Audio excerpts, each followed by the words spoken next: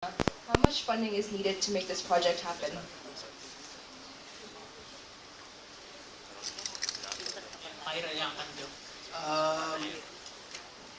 Itu masih hitung. Jadi kan sekarang ini kan masih tahun pertama nih. Kalau Anda lihat dari slide-nya Gama tahun 2015 ini kan masih explore ya. Lalu dalam konteks instalasinya kita masih sampai pada tahap survei ya. Survei lokasinya itu ditentukan bersama dengan Abah Ugi. Jadi itu bukti bahwa proses approach tadi berhasil. Nah, fasenya sekarang ini kita memang mencoba mendesain dan memperhitungkan berapa kira-kira biaya yang dibutuhkan. Berdasarkan biaya itulah lalu nanti crowdfundingnya yang akan dilakukan oleh Gama akan dilakukan dengan menyasar pada target itu ya. Jadi sampai saat ini belum ketahuan berapa biayanya. Tapi dalam konteks mikrohidro memang itu sangat bervariasi ya. Karena komponen sipil itu akan sangat menentukan itu panjangnya bagaimana kondisi bendungannya, panjang waterway-nya dari bendungan sampai ke powerhouse itu akan menentukan. Tapi itu masih on proses perhitungan. So if I can translate to English, what Fire is trying to say is that right now we're in our first stage, our first year of this project, and there might be some variations in prices and whatnot. And he said that the most expensive part of this project would be the civil work, making the components instead of not the turbine itself. So for now, we have no definite answer for your question, but thank you for your asking. Tepuk tangan boleh ya.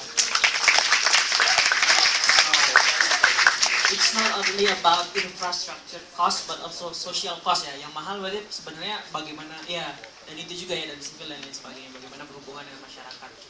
Ada lagi pertanyaan dari teman-teman, masih sangat terbuka ya. Ada dua dari sebelah sini, sebelah sana belum ada. Oh, satu, tiga.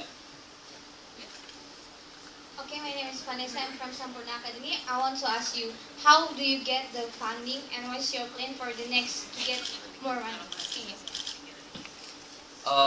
So for now kita funding kita crowdfunding. Crowdfunding itu basically kita akan hold events where you can donate money. Mungkin option yang lain yang kita mungkin bisa coba is online crowdfunding through websites like Indiegogo dan semacamnya. Itu one of the things that are trending right now, which is online crowdfunding. So that's Basically crowdfunding ya. Atau teman-teman biasanya use Sorry to donate. Thank you. In boarding school, can you tell us how your parents support you to do this project? Thank you. How your parents support you? Mamanya mau jawab. It's a very individual project, and my parents really they guided me and told me.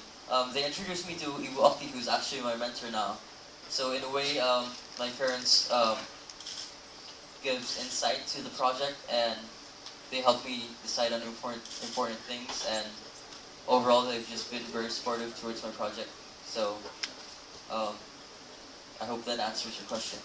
Ini dari SMP yang kedua, saya ingin bertanya ke Kak Gama, bagaimana Kak Gama dapat kepercayaan dari masyarakat Cipta Gelar untuk membangun proyek ini? Terima kasih. Aspek sosial kalau mau project seperti ini, jadi to earn the trust of the people in Cipta Gelar, kita harus datang pertama bukan untuk sebagai Micro Hydro for Indonesia, tapi sebagai pengunjung.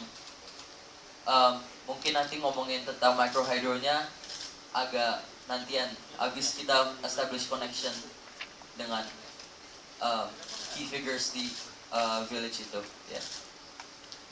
Gama, kan microhydro ini udah berhasil di desa itu.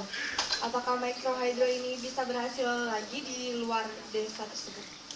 Makasih. Dan apakah cara lain selain microhydro yang akan kamu buat? aspek-aspek dari microhydro tentu bisa diterapkan di daerah-daerah lain. I was just wondering, is microhydro power for Indonesia especially for Cipta Gelar, or do you have any other villages in mind that you're going to implement your program? So far, our target is only Cipta Gelar, but maybe in the future we might bring this to other villages. But for now, we're taking it one step at a time.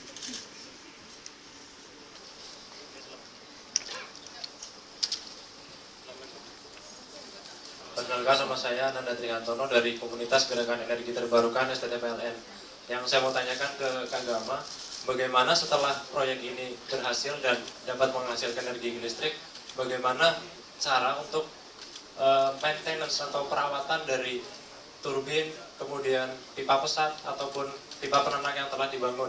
Kemudian bagaimana meyakinkan moral dari warga Cipta Gelar ini bahwa alat pembangkit yang Kakak Gama bikin itu sangat bermanfaat dan tidak adanya dari warga ini untuk mencuri alat dari yang telah dibangun seperti itu.